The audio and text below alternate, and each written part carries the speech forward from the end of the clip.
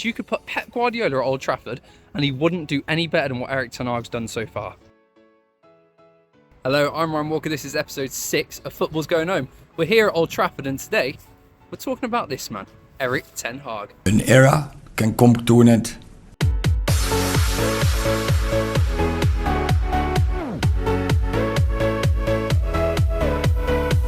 So why are we talking about Erik ten Hag today? Well, it's because he is the name on everyone's lips around Old Trafford and around the media. Now, it's never a straightforward week for United. There's always discussions going on because of the size of the club and because of form, whether it's bad or good. And at the moment, the thing that's dominating headlines is whether Erik ten Hag is going to keep his position as a Manchester United manager at the end of the season. His contract runs until 2025, so next season. Plenty of ex-players, the likes of Gary Neville and Rio Ferdinand, believe he's going to be sacked. Some other pundits want him to be sacked. United fans, I truly believe, probably want Erik ten Hag to stay. And in this video, we're going to be covering the reasons for him to stay, the reasons for him to be sacked, and possible replacements for ten Hag at the end of the season. So let's crack into it here on Football's Going Home. There is a very strong case, I believe, for Erik ten Hag to stay as Manchester United manager. The issue that he's got is at a club like Manchester United, you're very rarely given time to prove yourself. He is only in his second season here, let's not forget. And the reasons that I think he should stay are some of the things I'm going to cover now. Now, like I said, it's his second season at Old Trafford. In his first debut campaign as Manchester United manager last year, let's not forget that Erik ten Hag came into the club after our worst ever Premier League season. Ole Gunnar Solskjaer had been sacked. Ralf Rangnick had declared that the club needed open heart surgery. There was absolute riots going on at Old Trafford, literal riots at times.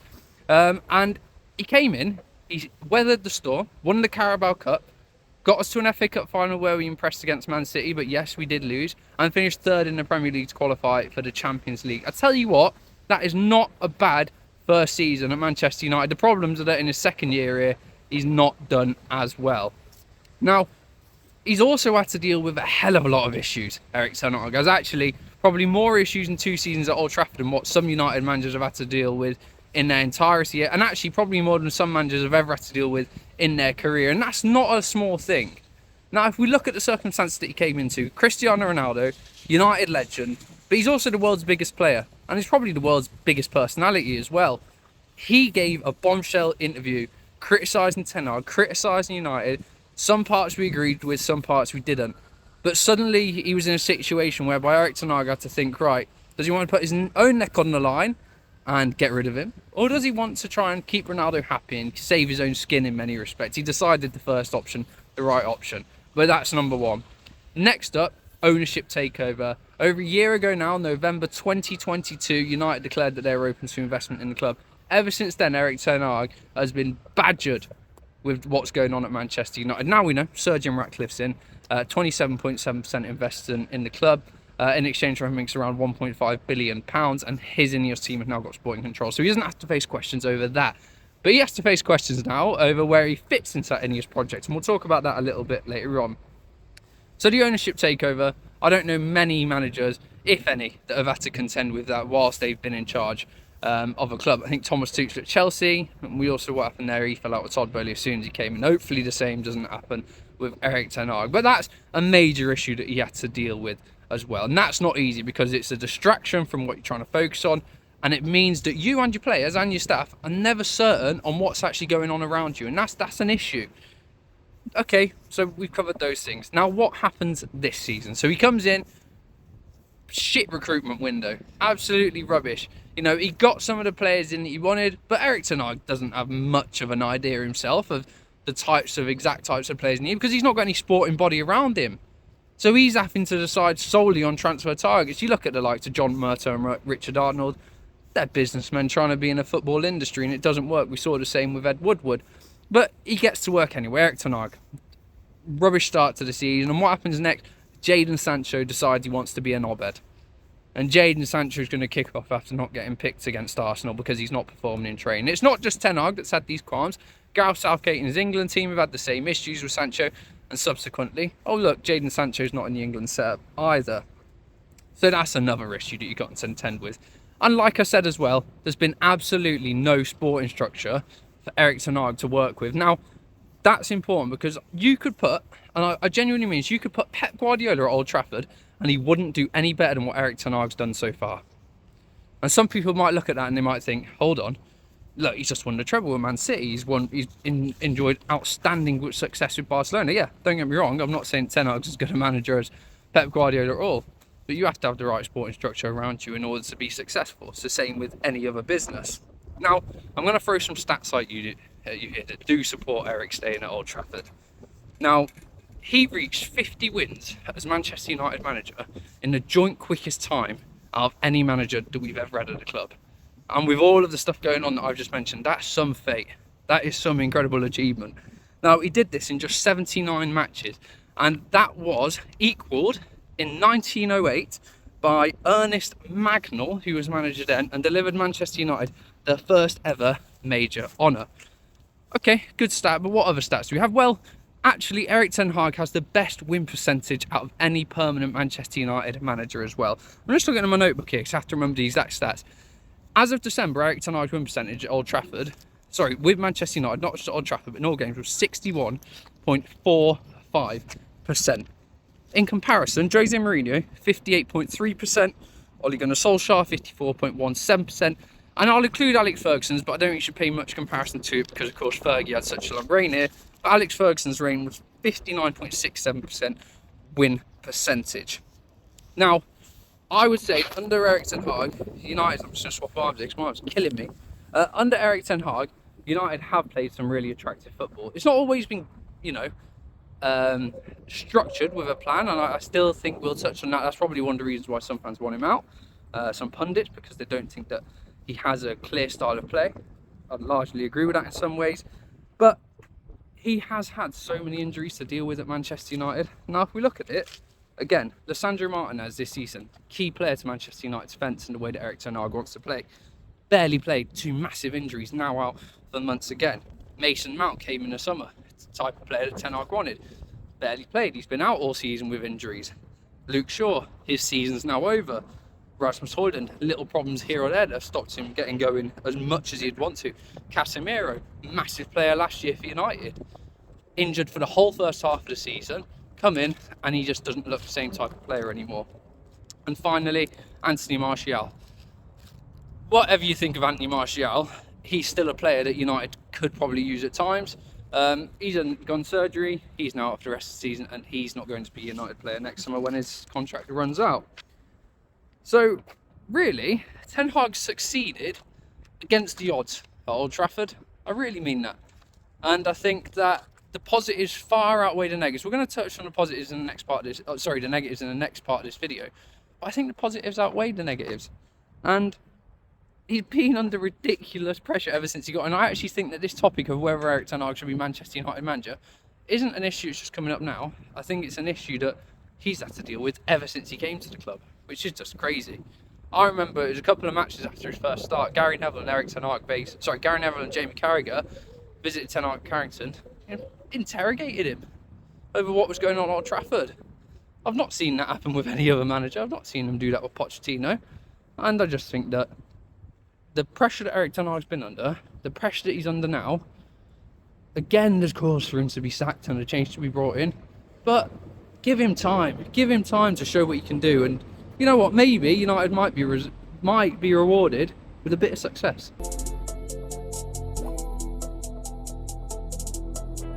Now, there is a case, of course, for some people to say that Erik ten Hag should be sacked as Manchester United manager.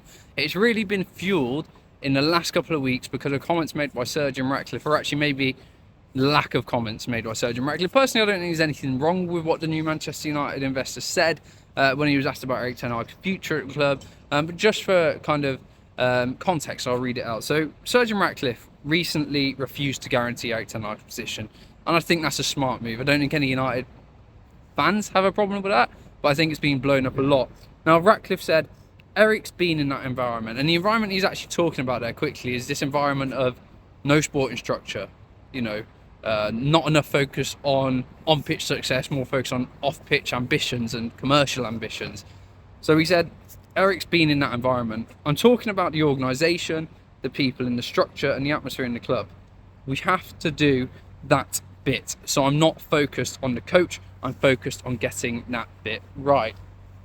And I don't think there's anything wrong with that statement. I think all United fans, when they heard him say that, they fully agreed with what he's saying.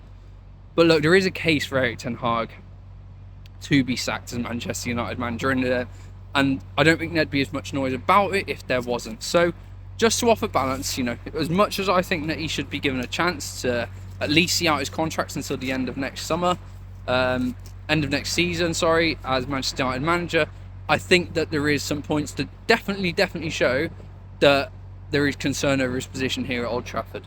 So we'll start with this season. Look, and that's where it all focuses on, because it's not been a good season for United. We're 8 points off Aston Villa in the fourth Champions League spot. We're currently 6th in the Premier League table. We're 16 points adrift of league leaders Liverpool, our arch rivals, and that's a sour pill to swallow. Crashed out of the Champions League. We failed really to make any type of effort to retain the Carabao Cup, and we're desperately holding on for progression in the FA Cup to the quarterfinals as our only piece of silverware this season. The Champions League campaign, I think, is the main thing that United really struggled with, and it was embarrassing. We were in that group that consisted of Copenhagen, Galatasaray and Bayern Munich. We should have finished second. To get beaten by a team like Copenhagen to that second spot is actually just ridiculous. And our performances in the Champions League were absolutely crap as well. And some of that does have to come down to Erik ten Hag. Now, yes, the Champions League, okay, you crash out of that, you can say, right, you focus on the league. We have tried to focus on the league, and it's not got much better. Now, we got beat by Fulham at the weekend. That was our first defeat of the new year. Before that, we showed sign of improvement. Of course, we then get injuries, and it all starts to go to pot again. The worrying thing is we got a trip to the Etihad on Sunday, and after Erling Haaland scored 5 goals against Luton in the FA Cup last night, I am, like many United supporters, absolutely bricking it. And Erik ten Hag's future, I actually do think, will largely hinge on if United get embarrassed at the Etihad or not. If he does, and a lot of it's up to the players if they want to show up. If we do, then Erik ten Hag, if you get like another 7-0 like we had at Anfield, Erik ten Hag, he's going to be sweating on his future. So look, we had that issue of kind of how this season's going. I think another major issue that's really been talked about, and Rio Ferdinand's been speaking a lot about it this week, is that there isn't a clear style of play at Old Trafford from this Manchester United team. There isn't. I actually have to agree. I think last season when we had fully fit players, it was attractive football, but it was chaotic. Under Erik ten Hag, I'm not sure if Manchester United want to be a possession-based team, if they want to play tiki-taka football, if they want to be a team that bombards fullbacks forward to put crosses into the box slots, or if they want to be a counter-attacking team. Counter-attacking team is what many have kind of alluded to, but from what we've seen, it doesn't look as if there's any structure to the way ten Hag wants to play. A lot of that, I think, comes down to the players that he has, but I also think a lot of that is just because he's maybe not identified himself exactly how he wants to play. 2 seasons in, nearly 2 full seasons, that's not good enough. I do think that goes against him. I think the final point for Erik ten Hag is that Sir Jim Ratcliffe coming into the club, he's overhauling the sporting department, and he might also want to overhaul the manager. When you come in to a new organisation and an organisation's bought out, typically you see staff get replaced, senior level staff get replaced. And at least in front of the media and where it matters most, Erik ten Hag is the chief. And Sir Jim Ratcliffe, he's a shrewd businessman. He doesn't take any prisoners. Him and his Ineos team will be looking at the situation and deciding what they think it should happen with Erik ten Hag. I truly agree with Gary Neville that the decision's probably already been made. I hope it's that Erik ten Hag's going to stay. But, that is a real risk for ten Hag, that he's not going to be kept on simply because they want a fresh start. I would finally say that there's been an issue at Manchester United with probably the recruitment under ten Hag, whether you put that down to him solely or whether you put that down to those around him. Whilst there's been some good signings, there's been some shocking signings. Casemiro, brilliant last season. I was one of his biggest advocates. I thought he was probably up there with the top central defensive midfielders in the Premier League last season. He's been injured this year and his legs look to have gone completely. Questionable signing at best. The biggest one, and everyone knows what I'm going to say, is Anthony. An £85.5 million flop from Ajax. Anthony's stats are pretty atrocious, actually. 70 appearances, 9 goals, 4 assists. He's now he's now kind of dropped down a pecking order behind the likes of Amari Hutchinson, Amari Forson, that came in at the weekend, 21 years of age. Recruitment's not good enough. It's not just down to Ten Hag, but that's another point that doesn't go into his favour. So those are the cases against him staying as Manchester United manager. And finally, we're going to talk about the replacements.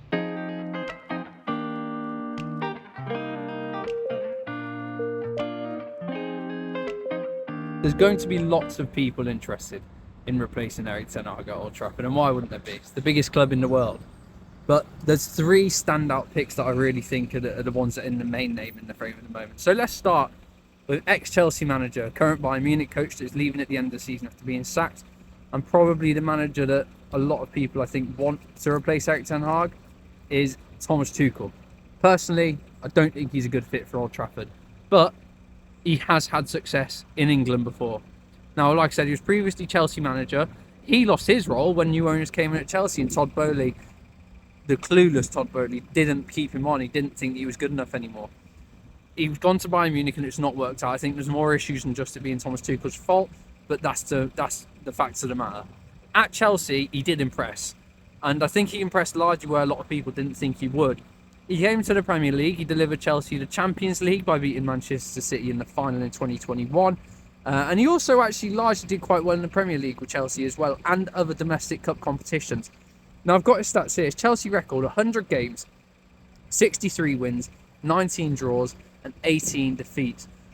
So at Chelsea, I think it was just over 2 points per game that Thomas Tuchel was managing. That's a good return. That's better return than what Erik Ten Hag had at Manchester United in just a few games less than that as well.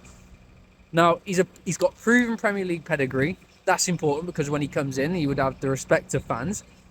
He's also got the respect of players where he's a Champions League winner. I think a lot of players need to be cleared out in the summer, whether that's Erik Ten Hag or someone else that does that. A lot need to go, and we'll focus on that in another episode. But Thomas Tuchel will demand respect. He's demanded it at Bayern Munich and he's not got it. And I think that's been a massive problem of why they've not succeeded. Now, if he comes to Old Trafford, it's another step up. And it's a weird one because he's been sacked by Chelsea, sacked by Bayern Munich, and yet he'll get the job at Old Trafford. It's similar to Jose Mourinho. He was sacked by Chelsea for a second time. He'd been sacked by Real Madrid before that, and yet he got the Manchester United job. I think the questions that I've really raised most about him is over his attitude. The dressing room's been split at Bayern Munich. We've already got a split dressing room here at Old Trafford. So I see when Thomas Tuchel gets interviewed, look, what goes on in front of the media and what goes on behind the scenes is another different kind of subject completely. But he does have those questions over his attitude and whether he would be the right fit for Manchester United, or maybe you're getting a similar type of character to Jose Mourinho. But the facts of the matter are that Thomas Tuchel has had success in England before, so he's a very hot favourite pick, let's say that. The second one has just come to light. Now, I wrote about this yesterday for the Daily Mail, and now it's that Zinedine Zidane is believed to be Sir Jim Ratcliffe's dream appointment at Manchester United. The ex-Real Madrid manager, the legendary player, the Frenchman that never really wanted to come to England. But he's here, he's been mentioned in the frame, and that's another interesting option. Now, Zinedine Zidane's been linked with the Manchester United vacancy whenever there's been opportunity for a new manager to come in. He's not wanted it. Now, you could look at it and say maybe that's because of the structure that was here. He looked at it and he thought, actually, why would I go to a mess of a club like Manchester United at this moment in time? With new investors in, it might be a little bit different. Now, Zidane is out of management. He's been out of management since leaving Real Madrid in his second stint at the club in 2021. And he's a free agent. The problem is that he's rebuffed many, many, many clubs. The positive for United, I guess, is that when you succeed at Real Madrid, and he did, I tell you what, he bloody succeeded at Real Madrid.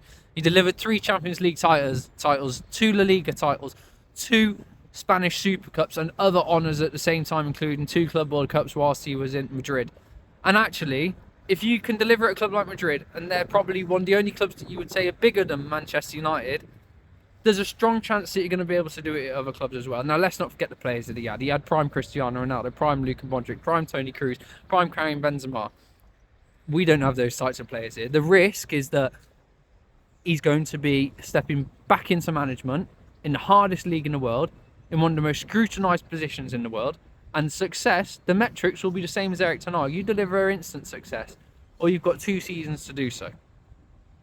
we talk about wanting a long-term project here at Old Trafford. It's always what was said. It's what was said about Erik ten Hag, and Erik ten Hag should be given a chance to build a long-term project.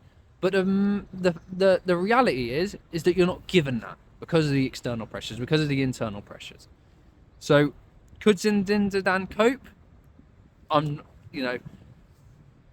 His track record says he can, but would he want the job? He said that he wants to manage in Italy at some time in his career, and even as a player when he was linked here, at Old Trafford to move it, he never wanted to come. So that's another concern of if he wants to even be in England.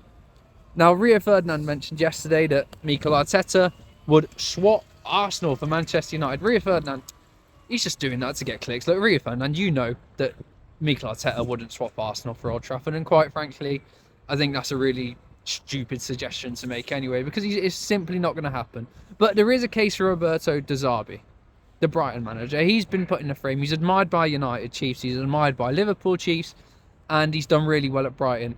They're sixth in the table. Sorry, they're seventh in the Premier League table, just a couple of points behind Manchester United.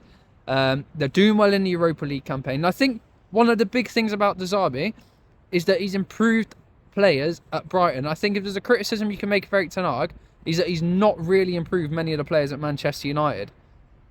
And that's a concern. De Zerbi's done that on a small budget at Brighton. The worry is that can he step up to a club? Going from Brighton, from the Amex, to here at Manchester United, 13-time Premier League champions, Old Trafford, the levels get ramped up. Graham Potter tried it going to a smaller club than United and Chelsea from Brighton. Didn't work out from there, whether fairly or not. But it didn't. And there's a situation where De Zerbi, the good work that he's done, could all come undone if he comes to Manchester United. I also think you're looking at taking a manager and you're banking on him being better than what he currently is. It might not work out. I'm not too sure that De Zerbi would be the right option. The other reason for that is his attitude. Similarly, it reminds me of an Antonio Conte.